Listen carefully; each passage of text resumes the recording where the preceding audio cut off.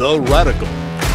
Fundamental principles of freedom, rational self-interest, and individual rights.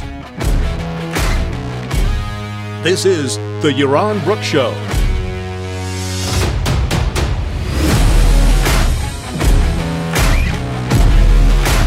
Welcome, everybody. I hope you're having a great weekend. Thanks for joining me on this Sunday.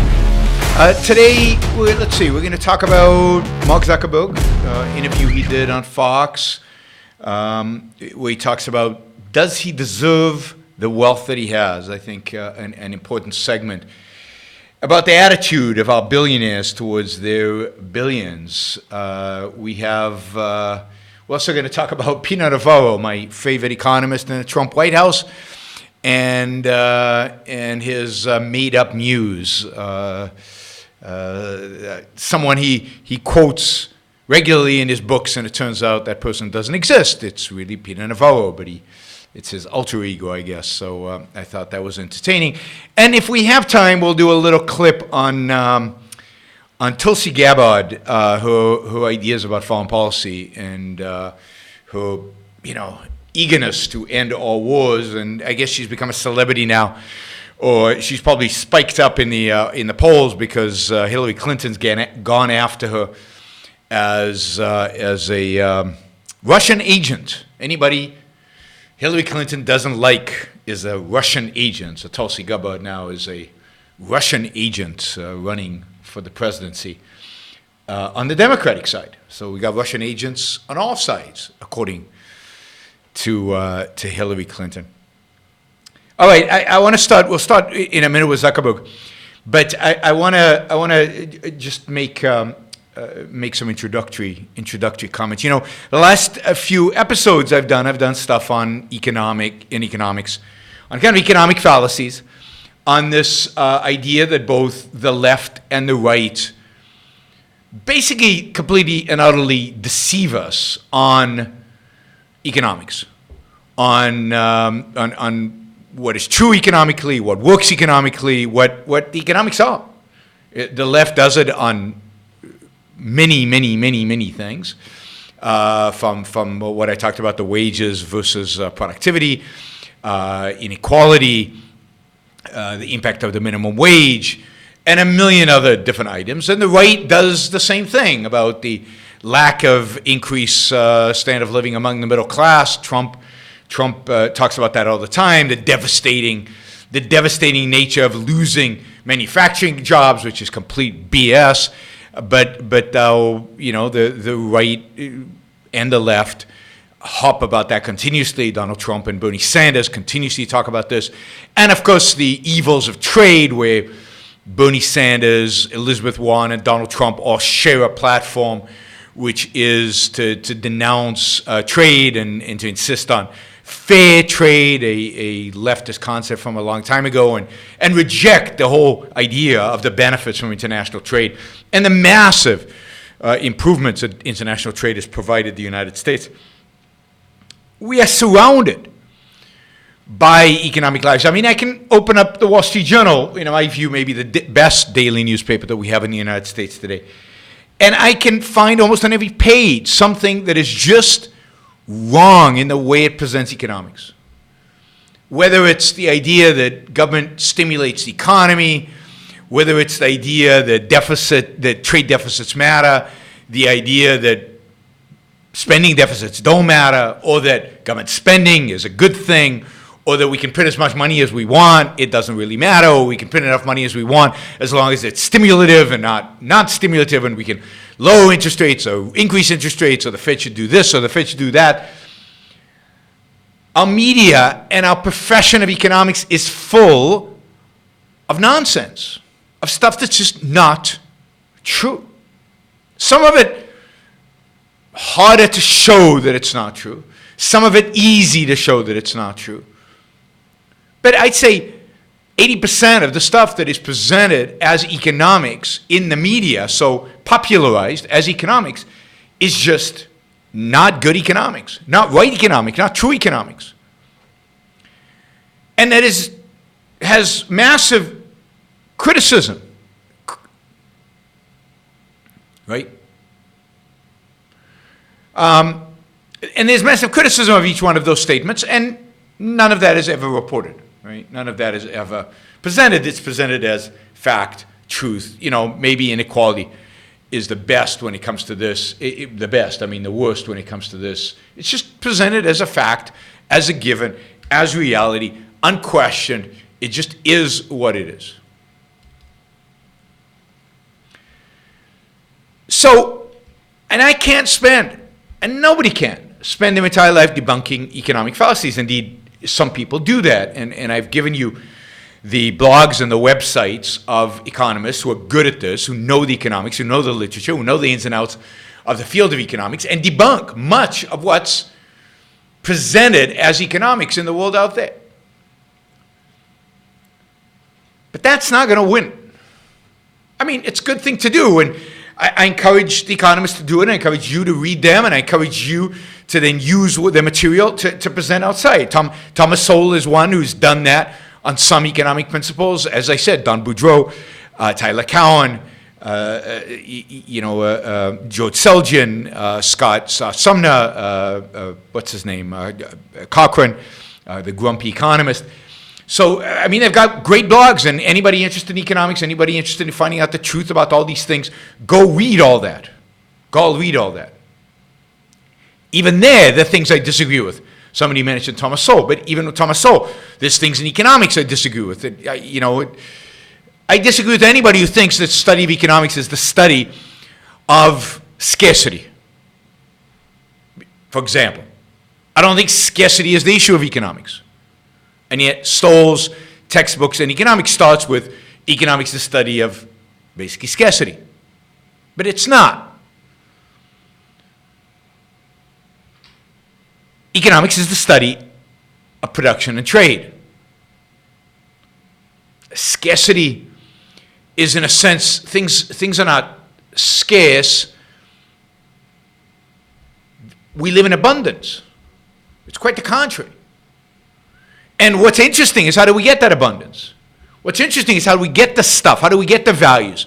How does oil, gunky, black, disgusting stuff that lowers your property value, become a resource? The study is not, well, once we have oil and we've refined it and realize it's a resource, okay, now it's scarce, so now we have to allocate it. No. What's interesting about oil is, how does you take this gunky stuff and make it into something that has value? That process, that market reason-driven process, is what economics should study. And that's what's interesting about economics. And that's why, in my view, the entrepreneur is at the heart and center of economics. The person who takes the science and the engineering and turns it into a business, makes it into a human value, makes it into something that we as human beings can consume. That is what economics should study. But again, it's so, that was just an aside in terms of stuff I disagree with some economists, even good economists, on. But again, the number of myths, the number of misrepresentations, the number of just junk that people talk about economics, particularly politicians, on both sides of the aisle, is just astounding. There's no end to it. And it doesn't matter. People aren't listening to good economics. People are deaf to good economics. And you have to ask the question also, why did these economists do it? Are they liars? And it's complicated, and it's really important. It's really important here to understand the crucial role of philosophy, the crucial role of ideas, of fundamental, basic ideas to this whole discussion. The only way we can overcome the bad economics and the bad politics is to change people's attitudes towards ethics and towards epistemology, towards respect for facts and reality and the mind, reason. And what motivates these professors is not, most of them are not motivated by politics. Most of them just don't question the status quo. They don't question the models. I mean, the same question, by the way, is why do so many scientists, granted not 97%, but so many scientists buy into global warming and the hysteria around it? Is it because they're all leftist, evil bastards who want to shut down industrialization? Certainly some of them are, and certainly many of the activists and the people behind the scientists, the people funding it, the people marketing it, the people advocating for the people who are activists, certainly many of them are nihilists. But what about the day-to-day scientist, the PhD student, the assistant professor? Well, many of them are just buying into the status quo. It's a model. The model exists. We can refine the model. We can improve the model. But this is what the model says. To question the fundamentals of the model, to question the viability of the model, to question the very nature of the model, that would take a lot of courage. That would take thinking outside the box. That would take real first-handed thinking. But it would take courage, because you will be penalized in academia for thinking outside of the box, for suggesting something new, for challenging the status quo, for saying that a famous scientist or famous author or famous professor might have got something wrong. There's a real cost in academia. So many of them play the game because they have to get published, but it's more than playing the game. They don't think about it. And this is where the whole philosophical issue about first-handed thinking and what is knowledge and what is truth and how much effort does one have to go to discover truth, and what is pride and the morality of pride and pride in your work. Because I don't think these people have pride in their work, because they know, deep down, they know that they're hacks to some extent. They're just playing along. That they don't really know this stuff. They refuse to challenge themselves or refuse to have other people challenge them. They don't read the alternative literature because they don't want to acknowledge it, because it's uncomfortable. Not because they've got a political agenda or because, again, they are nihilists, but because they're lazy, unthinking second-handers. If you read The Fountainhead, then you know what a second-hander's like. He's like Peter Keating. Now, there is always an Elwood Toohey, the intellectual nihilist who wants to destroy behind the scenes, being the activist, taking these ideas and turning it into policy and nihilistic policy. But most of these people are being used for those purposes. They're not that devious. They're not that thinking. They're mostly just evaders. And again, evasion is at the core of Ayn Rand's morality. Evasion is the ultimate sin in objectivism.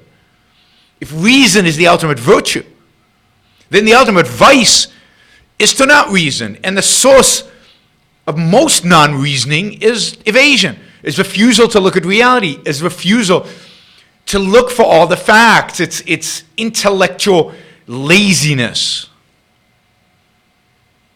But most people don't do it consciously, on purpose, thoughtfully. They do it. They know it's wrong. But they automatize, in a sense, evasion. And they live it. That's how they live their lives. And that's true of these scientists. And many of them are motivated by a certain ethic. One of the dominant ethical ideas that exist in our culture is the idea, in one form or another, of original sin. And I don't want to get into a theological debate about what original sin is, but this is my view of, and Ayn Rand's, I think, theological view of what original sin means psychologically to people. Put aside the theological issues. It means the opposite of what self-esteem means. It means that you're not really worthy to live on this earth. It means you're not really worthy of happiness. It means, we're all flawed, we're all sinful, we all are not pure, we're all not really that good. There's fundamental sin in all of us. And again, this can be secular, this can be religious, it doesn't really matter. But it's the idea that you're not really worthy of living on this earth. That happiness is to be viewed with suspicion.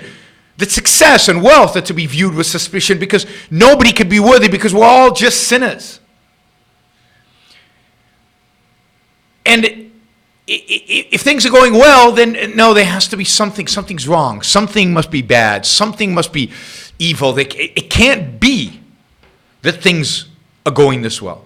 I mean, I know people who literally live this way in their personal lives. They think, no, I'm something's wrong. I'm making money. I'm happy. Things are going well in my life. Now, the cancer's going to hit me tomorrow. Something evil is going to happen. I don't deserve this in some deep sense. Now, again, they don't think that way, but that's the sense of life that they have. That's the underlying premise that they live with. I really don't deserve happiness. I really don't deserve success. It's a lack of self-esteem, but it's this view that, I mean, and this is really what explains the millennial cults, explains the global warming stuff, right? Everything's going well. We're richer than ever. We drink the cleanest water. We breathe the cleanest air. Life is good. People are living long. It can't be. It just can't be. Something must be wrong. There has to be something wrong with this picture. We as human beings don't deserve that. It can't be that we as human beings have created a world in which we're living longer.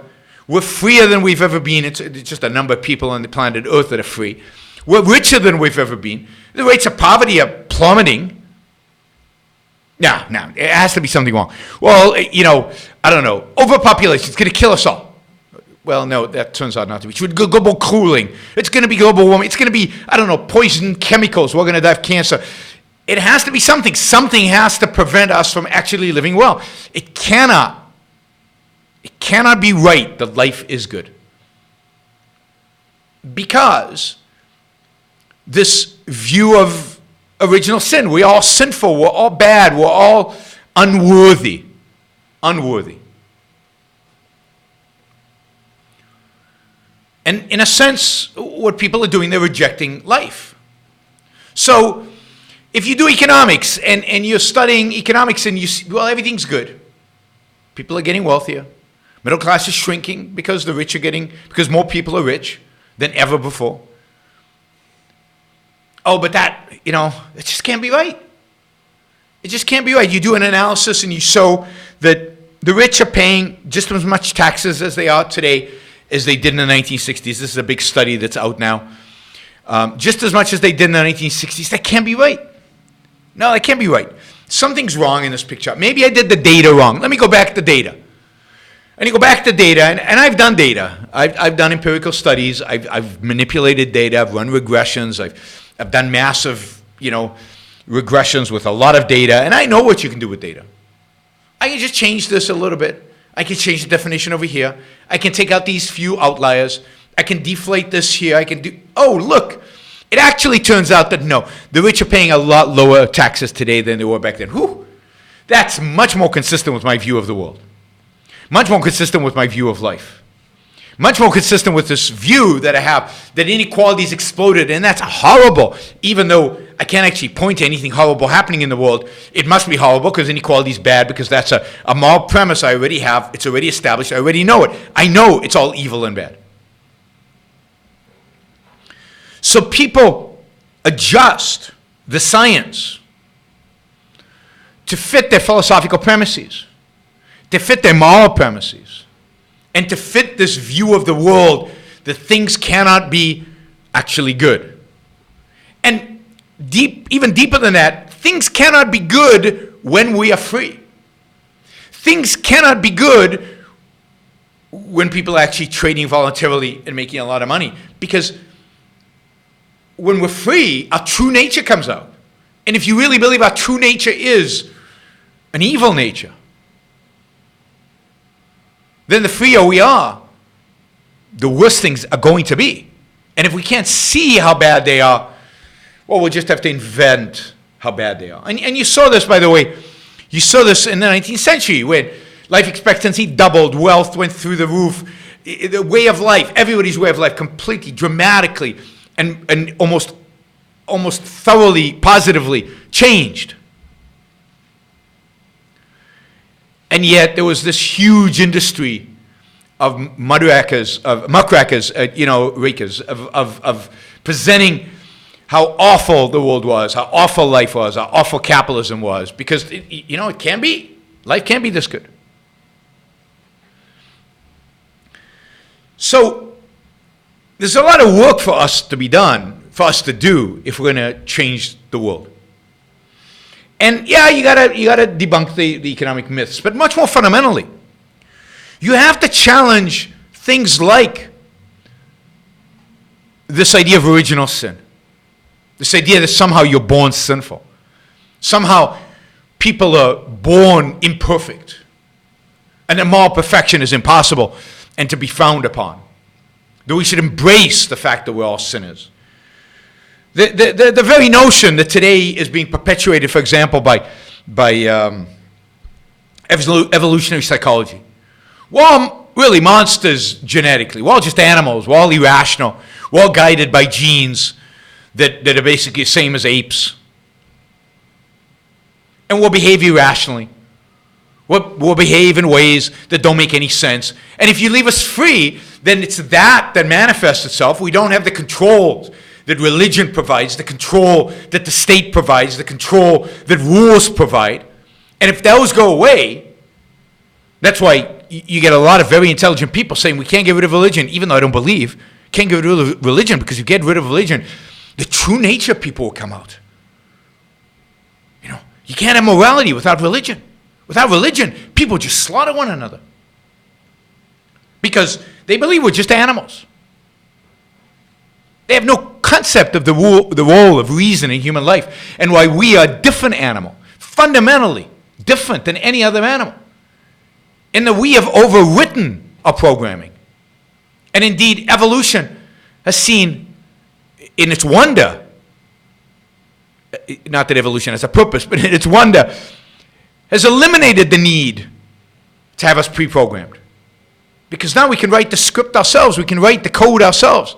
That's what free will and reason are.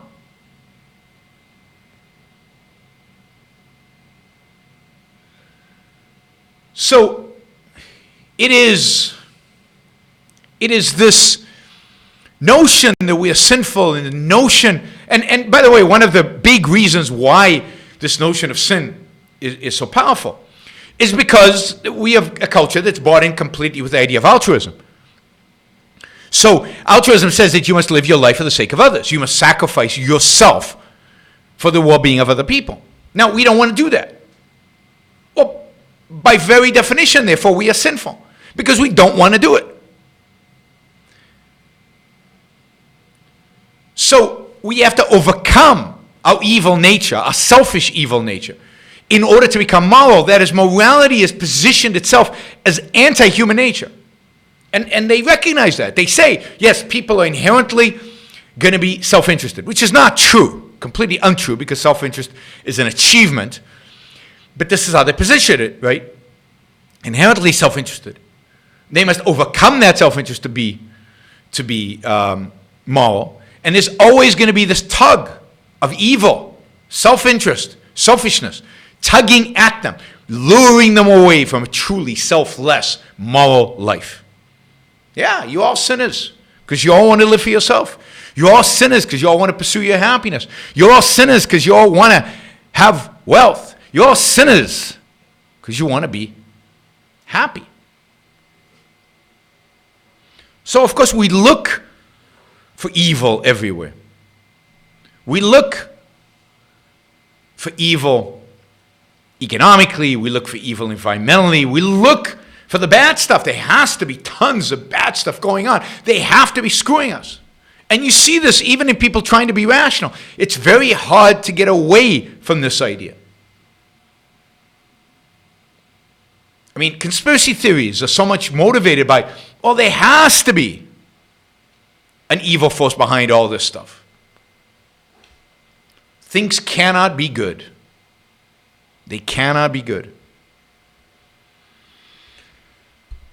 So that is the premise we have to defeat. And to defeat it, you have to do basically two primary things. And neither one of them has anything to do with economics, and neither one of them has anything to do with politics. Because the two things one has to advocate for as a positive is the efficacy of reason, that everybody has the capacity to reason, And embedded in that is that we have free will.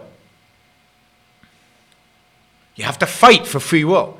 You have to fight for reason. You have to fight for reality, facts, evidence, logic. Without that, we truly are lost. And the second thing you have to fight for is happiness as a moral purpose.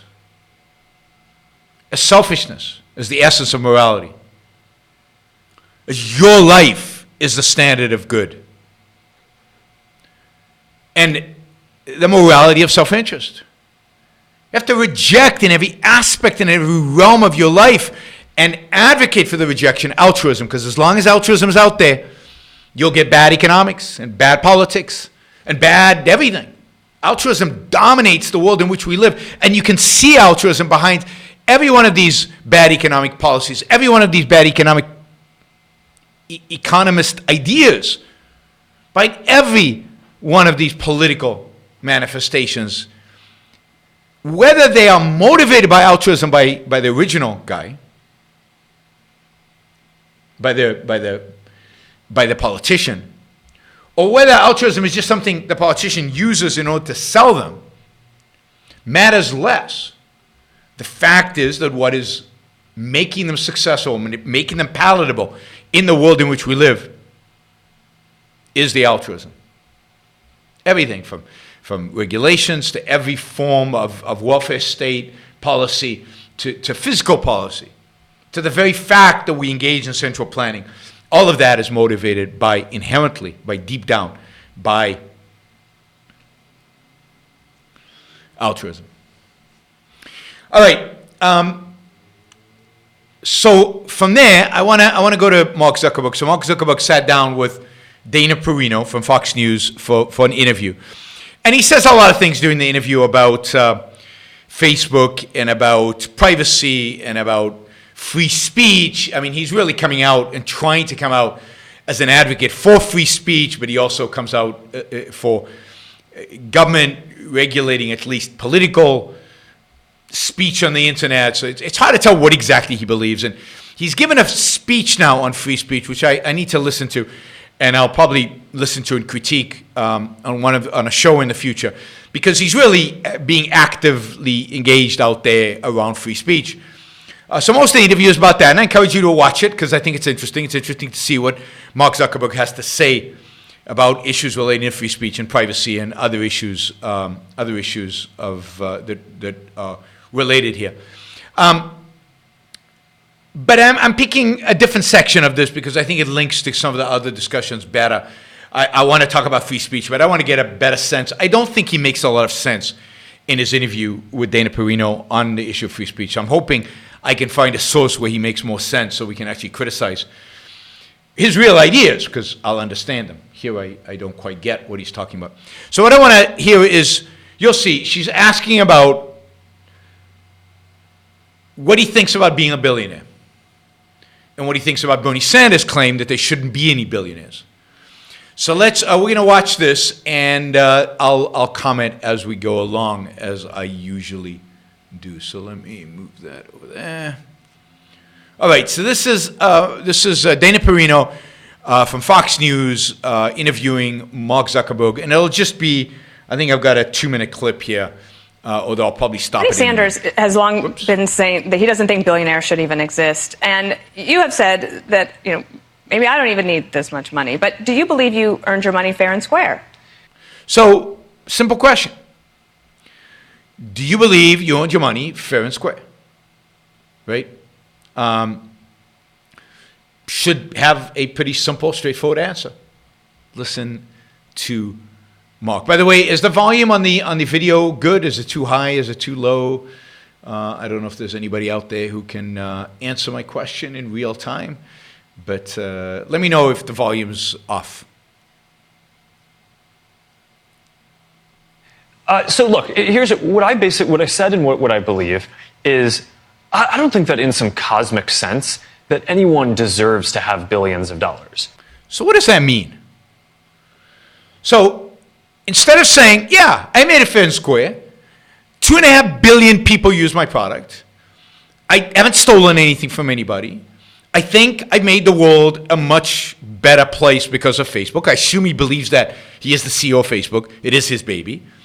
And this is how much the market has valued my contribution to doing all this. But no, what he says is, in a cosmic sense,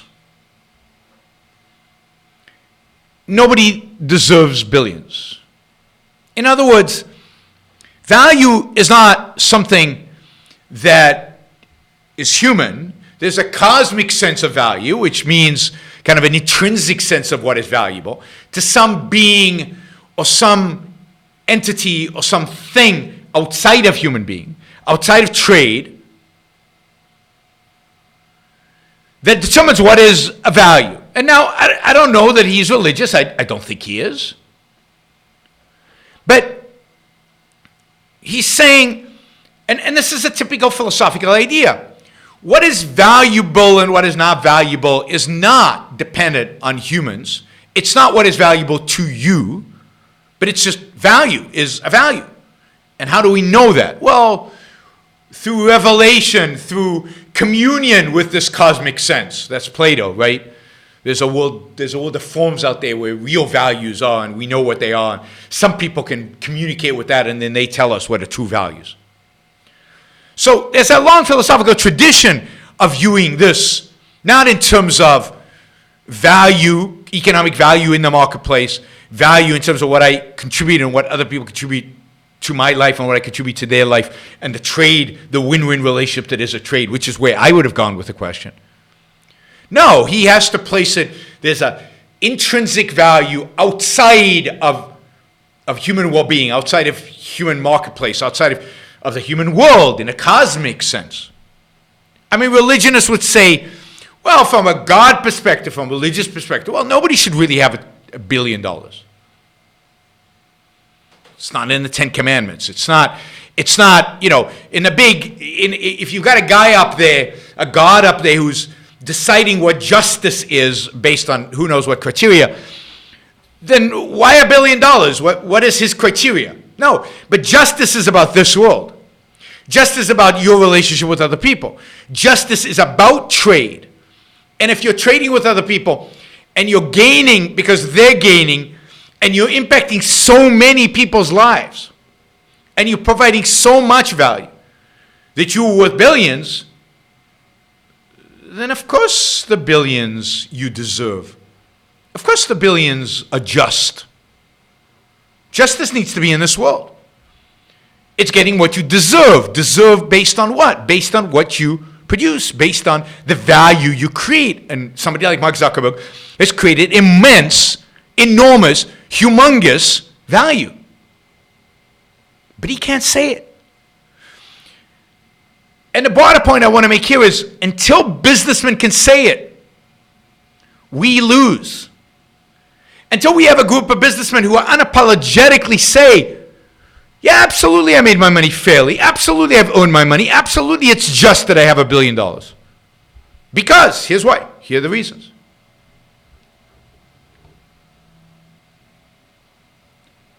Now, Boaz is saying, well, he's just playing coy because he represents his company. I don't believe that for a second.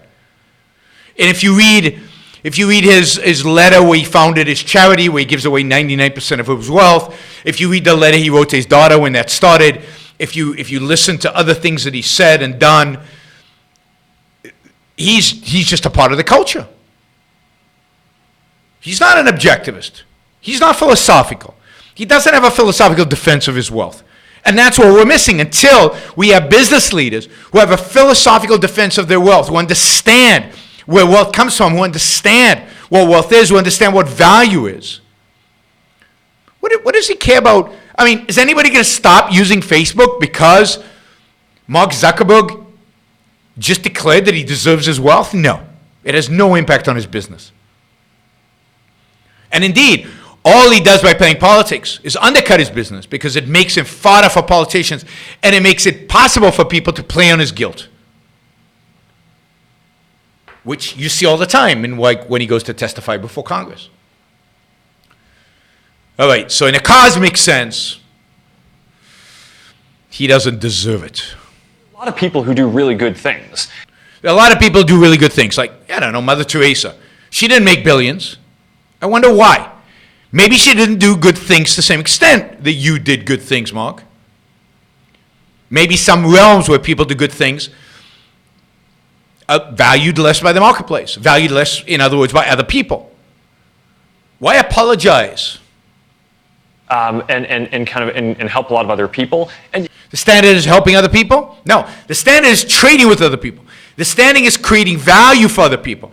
The standard is the recognition that that value is being created. That's what justice entails, not helping other people. Helping other people is not the standard. But you'll see that's exactly where he's going to go to. He's going to go to his charity. He's going to go talk about charity because that's what is associated with justice. That's what is associated with goodness. That's what is associated with morality. You get well compensated for that. But I mean, at some level, that's really a lot of wealth. Now, it's not necessarily that I agree with some of the policy prescriptions that... That's good. He doesn't agree with the policy that some of these folks are putting forward. I mean, some people think that, okay, well, the issue or the way to deal with this accumulation of wealth is let's just have the government take it all, and now the government can basically decide, all of the medical research that gets done, or all of the, and I personally believe, I spend. So he's saying, and this is a good point. I give him credit for saying this, because a lot of people won't say this. He's saying, look, the solution that people present to this. I mean, I'm interested in what his solution would be, although he never presents it. I think his solution is, I'll give it all to charity because I feel guilty about it, right? But what he's saying is that the solution that everybody has, like Bernie Sanders, is to tax the money away from me and give it to government. And that the government will then spend it on medical research and all these other things. And he's saying, is that the best use of this money? By what standard, by the way? What's the standard he's using when he's asking the question, is this the best use of the money? The standard is society. The standard is collectivism. The standard is other people. The standard is implicit altruism. The standard is the good of society. The standard is who can benefit society more, me or them? But accepting that the standard is not my well-being, not my happiness, not what I want to do with these resources, not my property rights, not my selfish interests in achieving my personal happiness. No, the standard is, can I deploy the money better for society than the government? And Bill Gates does the same thing. Warren Buffett does the same thing. But at least he points out, government is not very good at allocating resources. Good for him. A bunch of time at our philanthropic initiative, the Chan Zuckerberg initiative that I run with my wife. And basically, I think it's good that there are different philanthropies and different organizations that can put competing ideas out about how to do research or science in different places. By what standard? Again, by the standard of what's good for society. I mean, I agree with him. Competition is good. I mean, if he was serious about this competition stuff, he would be advocating for eliminating a lot of government programs, not just not taxing him, but actually returning more of his taxes to him and actually eliminating government programs, eliminating the welfare state so we can have competition and providing welfare to people.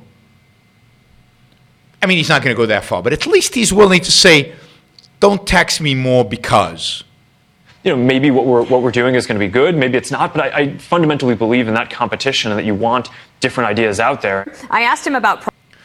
So, I think, I encourage you to watch the whole thing. I think it's a pretty, as I said, it's pretty mixed. It's a combination of stuff that I agree with and combination of stuff that I don't quite think he knows what he's talking about. But it's that weakness on the wealth question that just illustrates all the stuff we talk about here all the time in terms of, why we can't reverse the trends, why it's so difficult, why the fact that altruism and collectivism is so dominant in the culture makes it impossible for businessmen to defend themselves. Until they're willing to defend themselves, it's very hard for me to defend them when they're undercutting it. And everybody, even somebody like Mark Zuckerberg, who's really a smart guy, can't defend it and buys into the collectivistic arguments. You know. I know a lot of you hate Mark Zuckerberg for a variety of different reasons, but Mark is brilliant, and you know, he's created values that I benefit from and that you guys benefit from, and you should all be thankful to Zuckerberg for creating for creating Facebook and the huge benefits that has provided you and my life. It's just sad that he does not have the philosophical tools to be able to defend himself and defend his company and to defend his wealth and to defend his right, moral right, to live his life as he sees fit and run his company as he sees fit. And you don't have to use it if you don't like it. He later on, answers the claims about discrimination against conservatives and all of that, and you're not going to be satisfied with his answers. But I think it'd be interesting, you might find it interesting to hear directly from him what he thinks about all these things. So I would follow that. I don't find, somebody says Facebook breeds misery. No, you as individuals breed misery. You might use Facebook to breed misery, but I don't find Facebook breeds misery with me. If you're miserable, deal with it. Don't blame a tool. Don't blame the tool. All right, that is Zuckerberg. Oh, we've got my favorite economist in the world, Peter Navarro. Peter Navarro, for those of you who don't know, I've spoken about him in the past. He is Trump's number one economic advisor on trade issues. He's got some fancy title. I forget the title exactly, but he's responsible for all trades. He's one of the few advisors Trump has had that have survived, that are still there, 3 years into the presidency, and I guess are thriving, and the president still listens to and still respects hugely. Last time Trump raised tariffs, every single one of his advisors was against it, except Navarro, and he listened to Navarro. He didn't listen to anybody else. Navarro's written books like Death by China, Confronting the Dragon, A Global Call to Action, and The Coming China War, Where They Will Be Fought and How They Can Be Won. And he made a career out of UC. He was a professor at UC Irvine. He made a career out of being the anti-China guy. He made a career out of being the anti-trade guy. He was he used to appear on all the television shows. Whenever they needed somebody anti-China, they'd bring him on television. And we know that Donald Trump watches a lot of television. And that's how Donald Trump discovered him. On television. And he brought him into the administration, one of the first hires, and he is one of the most influential people within the administration. He's basically encouraged Trump and supported Trump in his irrational, ridiculous, and silly pursuit of a trade war with China and with trade conflicts with South Korea and Japan and the European Union and Brazil and Canada and all these other places that China has got into trade disputes. This is all motivated by Navarro, but Navarro's baby is really China. I mean, Navarro has, in his books, he has quotes. Like every chapter will start with a quote. And he has this guy he cites in the chapters about China, and the person is called Ron Vara. And for example, Ron says, you've got to be nuts to eat Chinese food. I mean, that's how stupid this is. Or don't play checkers in a chess world. That's like the 4D stuff that you hear about Donald Trump. I think a lot of it comes from Peter Navarro. Or he has this citations like, only the Chinese can turn a leather sofa into an acid bath, a baby crib into a lethal weapon, and a cell phone battery into heart-piercing shrapnel. This is this Ron Vara, who, according to the books, went to Harvard, got his PhD in economics at Harvard, and wrote a dissertation on, I can't remember what, but something. Anyway, somebody actually looked at this and said, well, who is this? Who is this Ron Navarro?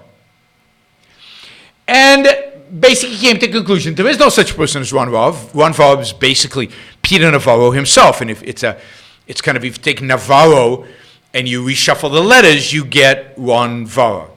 And even Navarro himself has now admitted and says, finally people have picked up on my big joke, but this is me. But you're writing a nonfiction book and you're citing yourself as a source. You're quoting yourself as an external source. It's a little strange, a little bizarre to do, but that's what Peter Navarro does. I met Peter Navarro a number of times. I mean, the guy is a hack. He is the worst economist out there because what he does is not even economics. It's basically a way to make Peter Navarro famous, to be the only guy who doesn't believe in trade. So this has become a big thing about Navarro's ultra ego and about these quotes and about how unprofessional and how ridiculous it is. It doesn't surprise me at all. At all. Right? And particularly when you use these kind of quotes to instill fear and present it as if, there are lots of things you can attack China for. I'm not sure Chinese food is one of them. The quality of their products, I don't think is what you should be attacking them for. I mean, their attitude towards individual rights, their slave labor, their concentration camps for Muslims, their attitude towards people who disagree with them, they're shutting down dissenting voices, their social score system, their attitude towards Hong Kong, all of that could be criticized, justifiably criticized, and should be criticized a lot more than anybody in this administration criticizes them. But this silliness about, these kind of things, this is exactly why one should not take Peter Navarro or anything this administration does vis-a-vis China seriously. It's just absurd. All right, I thought that was just an anecdote about a guy I really, really despise, and I thought you might find that interesting. All right, so Tulsi Gabbard is being in the news a lot, and there's a lot of talk about her, and I see a lot of people say, oh, she's one of the better Democrats, and she's one of these, because she talks about anti-war, and we should be in all these wars, and we should bring the troops home, and there's some of what she says is good about the war. Much of what she says is actually insane about the war. If you look at her economic policies, she's basically, just as wacky as all the other Democrats in terms of her wanting to socialize medicine. I mean, yes, she doesn't want Medicare for all at the exclusion of private insurance. She wants Medicare for all with private insurance, but that's almost as bad, in some senses worse. She wants the same thing the other Democrats want. She's no better, she's no worse. But everybody's latching on to this idea about foreign policy, how good she is on foreign policy. Somebody says they don't eat Chinese, they prefer Norwegian. Really? Norwegian? Like, Norwegians just eat fish and stuff. Like, Chinese food is multi-varied. I mean, Chinese food in China is fantastic. It's amazing. You can't get that stuff here in China, in the U.S., most of the stuff they eat over there. And it's fantastic. Anyway, Tulsi Gabbard is, so I want to play one clip. She did an interview with John Stossel, and John Stossel is just fawning over her in terms of her foreign policy, because John Stossel is one of these, I mean, I love John, but when it comes to foreign policy, he's wrong, and he has this very naive, I think, silly, unthought through view of the world, in which all the problems in the world were caused by American intervention. If we just came home and left the world alone, things would be so much better. So much better. So,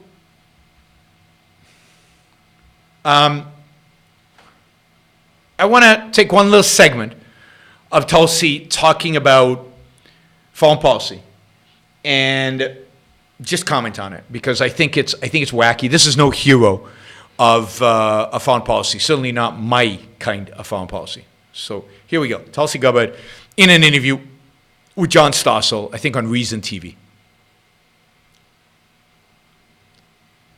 You met with the dictator, with Assad. Yes. And the liberal media give you grief for that. I would think that they would say we should talk to everybody. Now, Stossel believes that. And I'll talk a little bit in a minute about why that is so wrong. Talk, then wage war. I agree. You would think that's what they would say. Chris Cuomo, you need to acknowledge that Assad is a murderous despot. Are you surprised? And then what? I think this. But I mean, all Chris Cuomo said, you got to acknowledge that he's a murderous despot. Well, you can acknowledge that and then decide all kinds of things, but that's reality. That's truth. That's just what it is. So, did you see the way she looked when, you know, and then what? And then you should think about, how do we deal with murderous despots? And is talking to murderous despots the best policy? And when in all of human history is talking and negotiating and compromising with murderous despots ever helped us? Ever been a good idea? Ever benefited the human race? Ever benefited America, which you claim to represent? So she rolled her eyes at, he's a murderous despot? That's just a fact of reality. He's a murderous, barbaric despot, totalitarian. And you represent a country that represents freedom. You go speak to him? For what? What is there to be gained by the good negotiating with evil? And we're talking about not just the good that has within it the mightiest military force in all of human history, the biggest economy in the world, some of the wealthiest people. What is the point of talking to a despot? Now, this is the criticism I threw at Donald Trump, right at Tulsi. She's the same. Pure pragmatism, no principle, no idea of what actually drives the world, the evil that exists out there in the world. You do not, cannot, should not ever negotiate with evil. Let's keep going. The problem is, you know, we look back to examples like Roosevelt meeting with Stalin. Was that a good idea? Did the U.S. support of Stalin during World War II, was that a good idea? I don't think so. I don't think so. Wouldn't it have been better for the Russians and the Germans to fight it out? Who did we benefit by supporting Stalin? Who gained by us supporting Stalin? Eastern Europeans, who were then enslaved under communism for 70 years? The Russians, who were enslaved under Stalin's rule? Who did we benefit by talking to Stalin during World War II? Wouldn't, maybe, Germany had been even more depleted if they'd gone further into Russia? If they'd gone further fighting rather than allowing the Russians to defeat the Germans? Why not stay out of that war and let the Germans and the Russians fight it out? You don't help your enemy. The enemy of your enemy is not your friend. The enemy of your enemy is not your friend. Here's another example. Another murderous leader. You look at JFK. Oh, by the way, she admitted he was murderous. A meeting with Khrushchev. Nixon Was that a good thing? meeting with Mao. Was that a good thing? Nixon meeting with Mao, a murderous leader who had the blood of 40 to 60 million people in his hands? Or Khrushchev? Probably sustained the communism in the Soviet Union for decades, the fact that we had détente with the Soviet Union. I mean, Ayn Rand was horrified by the idea that an American leader would meet with a Soviet leader. And she thought it was horrific that Nixon went to China. examples throughout our country's history of Reagan meeting with Gorbachev. Leaders. Well, big difference. Gorbachev was winding down the Soviet Union. Gorbachev was winding down the totalitarian nature of that regime. But granted, I'm not sure Reagan had to meet with Gorbachev. Who recognize that in the interest of peace and security, you have to be willing to meet with leaders of other countries, whether they be... Because they'll all keep their word. Because deals cut with barbaric leaders like that are always going to be followed. Because, I mean, she doesn't use the example of Chamberlain and Hitler, and a million other examples throughout history. Peace agreements with Yasser Arafat, deals with the Iranians. She loves the Iranians, by the way. She thinks we should reduce all of our crippling economic sanctions on them and allow them and negotiate, which, you know, I think she's very much like Donald Trump in this attitude. Friends, dictators, or otherwise, recognizing what you just said, that the only alternative to that is war. Is it? Is it always the only alternative is a war? What about just ignoring them? Like Syria. What I said at the time was, Syria is none of our business. There's no American interest involved. If ISIS is a threat to the United States and destroy ISIS, you don't have to get involved in the Syrian war. You don't have to send American troops. Just ignore them. War is not, it's not like the only two alternatives, and this is true in North Korea as well. The only two alternative is war or negotiate with barbarians. Again, more altruism, more moral relativism, more there's no objective standard for goodness, more false dichotomies, false alternatives. Wait a second, ignore, I've talked about Hong Kong. I don't say ignore Hong Kong. I don't think you send troops to Hong Kong. But you don't ignore Hong Kong. You give moral courage to those in Hong Kong fighting for freedom. But in Hong Kong, they're fighting for freedom. What were they fighting for in Syria? Nothing. One group of barbarians fighting another group of barbarians. Hong Kong is completely different. But again, even in Hong Kong, you don't send troops. And yeah, I am heartless. I don't believe in sacrificing the lives of American kids, American soldiers, for the sake of other people's freedom. I wouldn't have intervened in World War II in order to save Jews from the Holocaust.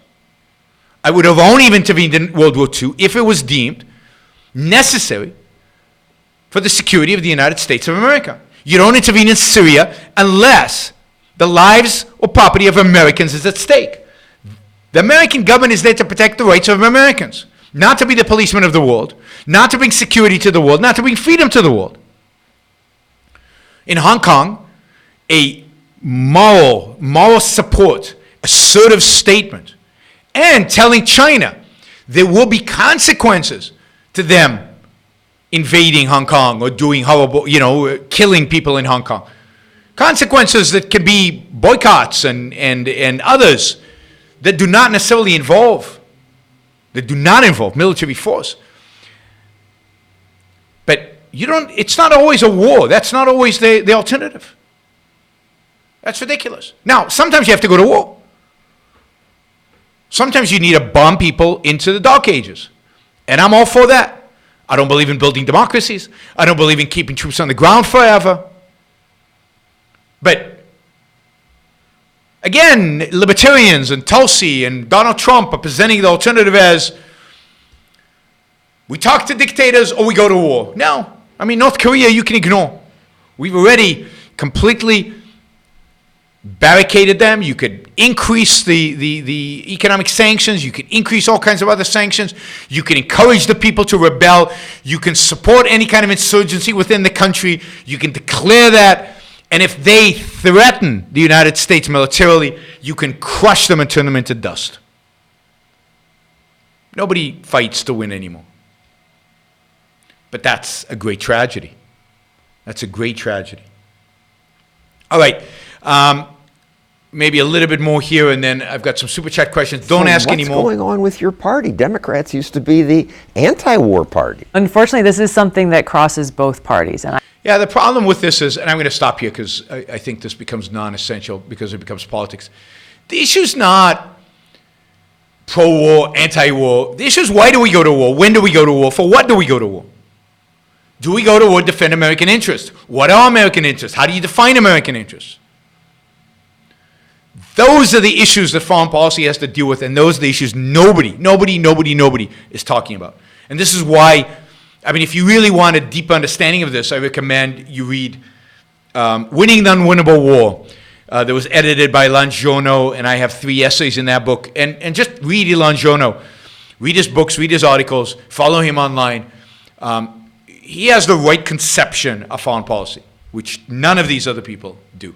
And nobody in the libertarian world has. All right, let's do some of these.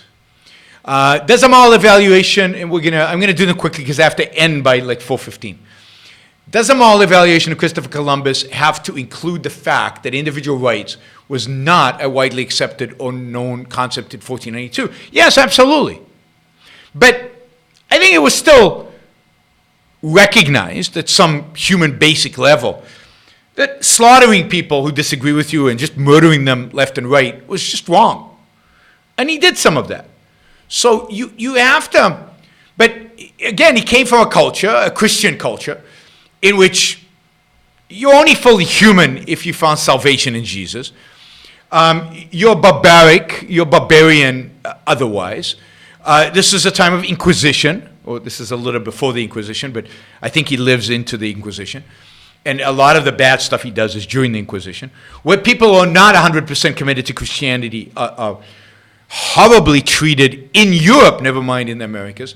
And one has to evaluate him in the context of the history, in the context of the time. I don't think that completely exonerates him, but that also doesn't put the same kind of blame you would put on him if he was functioning post-1776.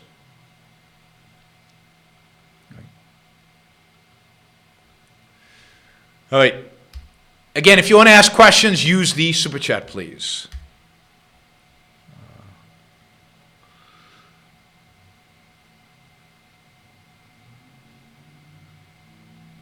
Okay, hey Yaron, what's your nutshell response for big pharma greed? And also, what would the fallout be for the U.S. government negotiated drug costs and treatments? Well, my big response is they make money making our lives better. It's exactly what you're supposed to make money from. It's a trade. They produce, market, create, research, and market drugs that change our lives, that make life much better. We're much healthier because of them. And they deserve every dime that they make. They invest most of their money back into R&D. And if you look at profitability, if you look at just return on assets, return on equity, for the pharma industry, it's average. They're not more profitable than any other industry. They're not super, duper profitable. And the fallout from the U.S. negotiating drug costs and treatments would be a complete evisceration of research and development, a complete evisceration of new treatments, new experiments, new things, because the government would never negotiate for new stuff. New stuff is experimental. It might cost more. It's going to be uncertain in terms of outcome. You need a private market for all of that. So you'd basically get complete stagnation in the healthcare field.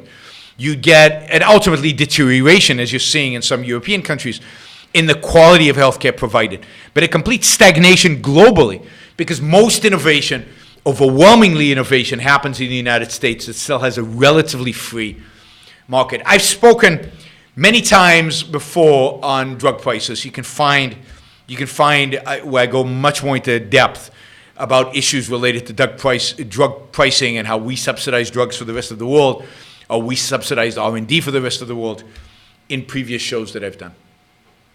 Why do you think the new atheists, like Sam Harris, keep altruism and evade Ayn Rand? Well, because they're not. They only think deeply up to a point, because challenging altruism is even more radical, more courageous, more difficult, more philosophically difficult than challenging religion. I mean, challenging religion, in my view, is relatively easy. It takes some courage, but not huge. People have been doing it for at least 200 years, even before that, but certainly in the last 200 years. in Europe, almost everybody challenges religion. So what's the big deal? For Americans, it's a big deal because here it's frowned upon, but it's not hard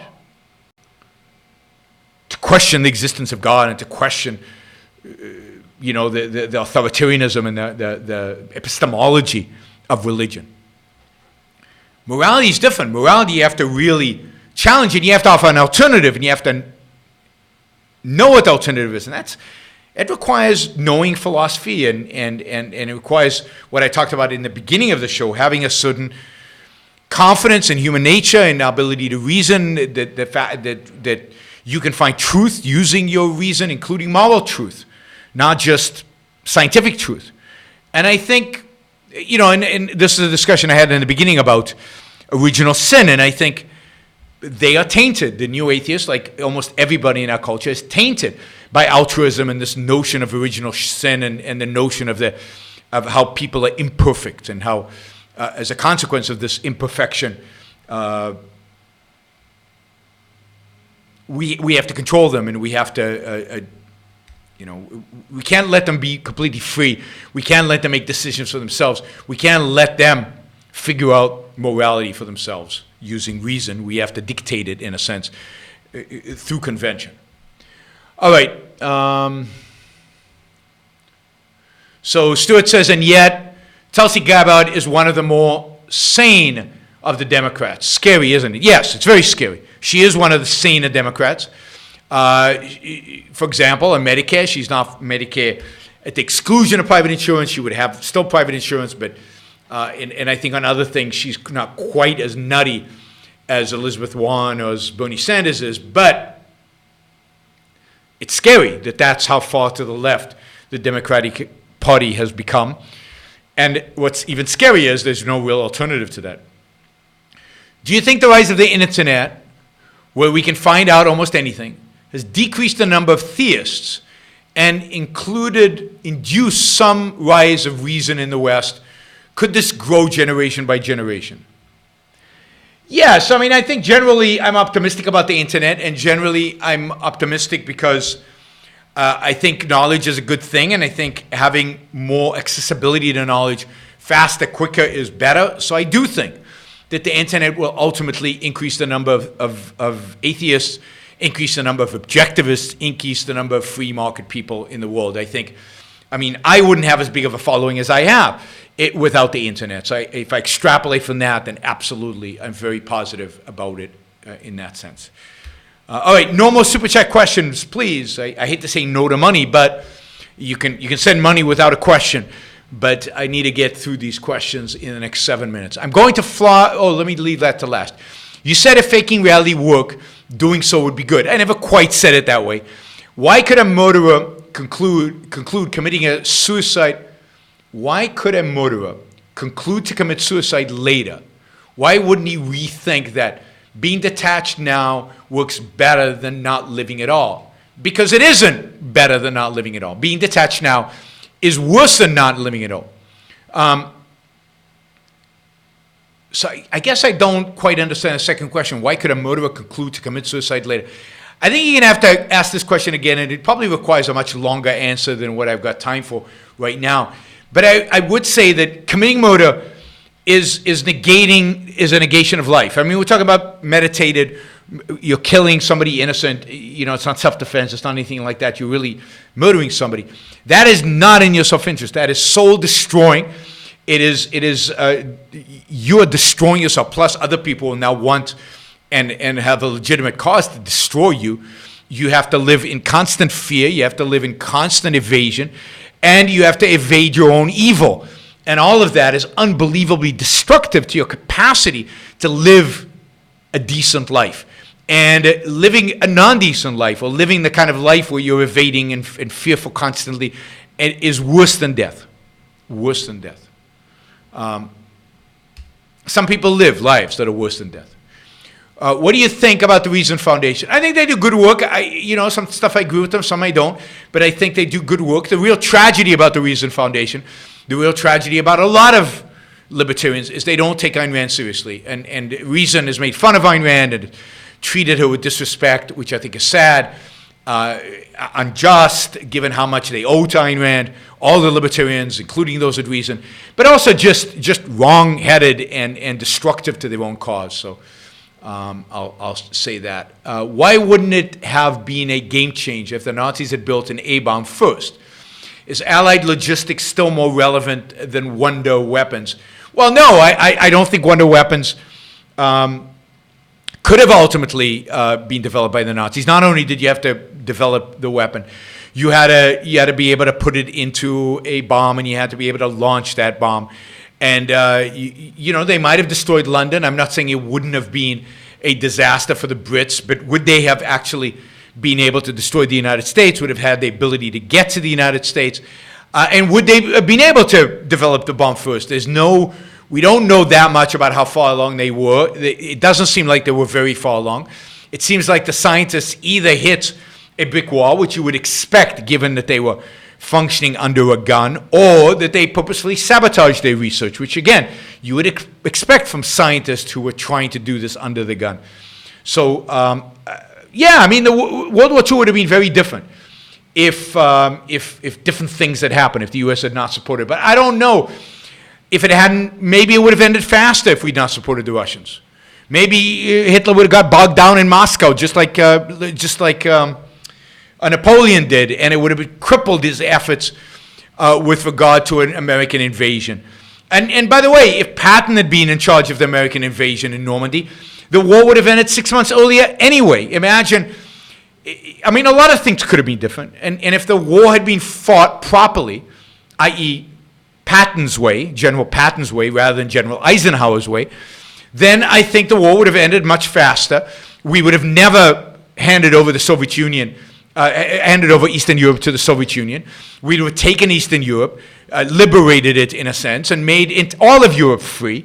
And we would have crippled the Soviet Union to such an extent that they probably would have had a revolution that would have eviscerated communism much earlier than it did. All right.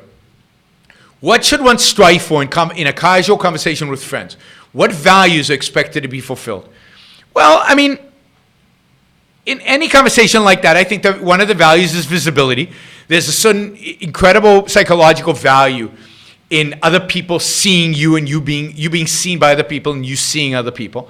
That is kind of a reflection back of your values, a reflection back of things that you like about yourself and about your life and about life generally. And you can get that, I think, in even a casual conversation. But part of what you get from a casual conversation is knowledge about how your friend is doing and what's happening in their life, because it interests you, because you care about them and they're of value to you. And there's enormous value in having information about your values, about the people you care about the things that are important to you. So even just learning about what's going on in their lives and how they're doing and it is incredibly spiritually important to you, to your friendship, and to your future relationship with you, and to your knowledge about your friend, which is crucial because your friend is a value. It's not that your friend is a value because every time you talk to them, there's a transaction happening. Friendship doesn't work that way. Where transaction is spiritual and it's ongoing and it's permanent, whether you're talking to them or not. It's the fact that you have a friend. It's the fact that you know that you have a friend. It's the fact that there's somebody you're interested in and is interested in you, and that you share values as such, and therefore you care about their life broadly, not just that little nugget that contributes to you in a particular given moment. It's the whole package contributes to your life. Knowing your friend contributes to your life. So you don't sit around friendship. With a friend, you want to engage in conversation that's enjoyable. And part of that joy is learning more about them and learning what's going on in their life and helping them when stuff is not going well in their life, and celebrating with them when stuff is going well in their life, and providing them with the same kind of support and the same kind of visibility as you would want from them. All right, final question. I'm going to Florence, Italy for the first time. Must-see's recommendations. Well, you got to go to see the David at the Accademia. You've got to see the Uffizi Gallery.